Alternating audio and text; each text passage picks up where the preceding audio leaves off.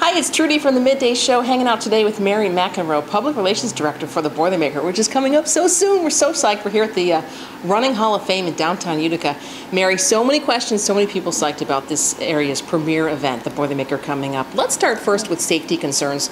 Obviously, we want people to have a safe, fun run at the Boilermaker. Talk to us about that. Absolutely, and it's never too early to start hydrating. You have to remember the temperatures are starting to pop. We're looking at 90 degrees and high humidity. We've got a lot of humidity in this area. So you want to start drinking. I know it sounds a little crude, but you want to drink until your urine's clear. Yes, water, water, water. Let's talk about shoes. It's so nice to have new running shoes, but that's not what you want to be running in for the 15K or the 5K. No, not at all. You want to stick with your tried and true. If you're going to start with the new running shoes, you should already be running in them because you don't want to get blisters and run 9.3 miles or even 3.1 miles with blisters. It hurts. Yes, it's a long enough race. You don't want blisters to add to it. So yeah, don't use those new running shoes for the Boilermaker for the first time. Definitely don't want to do that. How about also just concerns about safety and you know, if you see something suspicious? Absolutely. We're still keeping up our guard with Boston still being fresh in all of our minds. Our most important thing is to keep our runners safe and our spectators, and make sure you don't bring coolers, nothing in like backpacks or anything along those lines. You want to keep clear plastic bags because we want everybody to be safe. And if you see something suspicious, report it. You know, we have about 30,000 people along the course, the great eyes, and we'd rather have people say, you know, gee, I thought it was something, and not have it be something, than have them see something, not say something, and say, I didn't think it was anything. Be safe rather than sorry. Yes. And I'm sure you're going to have plenty of unmarked policemen in the crowd? Absolutely. We'll have police officers and state troopers and Oneida County sheriffs will still be back helping us out again this year. We have our own safety team, and we'll also have dogs in the area just to check anything for anything suspicious. So safety is definitely covered. Let's talk also about, there's a lot of construction right now here in the Utica area. For people that might have taken a route to the Boilermaker in previous years, it might be a little different this year. Yes, we're all excited about the 12 North Arterial, 12 North, 12 South, but you know, they're closing roads all the time, and you know, there are changes today, and we want to make sure that you get to the race on time, because the Boilermaker doesn't wait for anybody.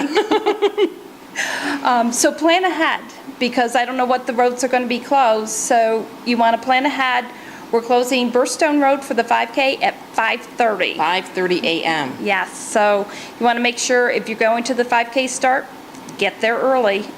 Sunset Road will be open till about 6:30, 6:45, and then that will be shutting down, and then most of the roads are closing at 6. Okay. Can someone download a map? Is there a map they can see for routes to the Boilermaker? Someone who's never run it before, or someone who's outside the area?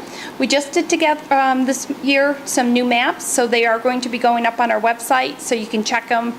And you know, plan ahead. Go and check. Don't plan on taking the last bus to the start line. Plan on the first bus. That way you know you get there on time. Yes, I was going to ask you also, for people who have not run it before, first-time runners, what's a good time to get at the start line, just approximately?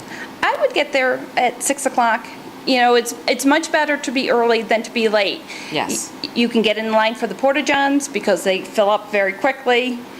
You can get some water and kind of get an idea of the feeling of the start line. And you do want to be in your corral early.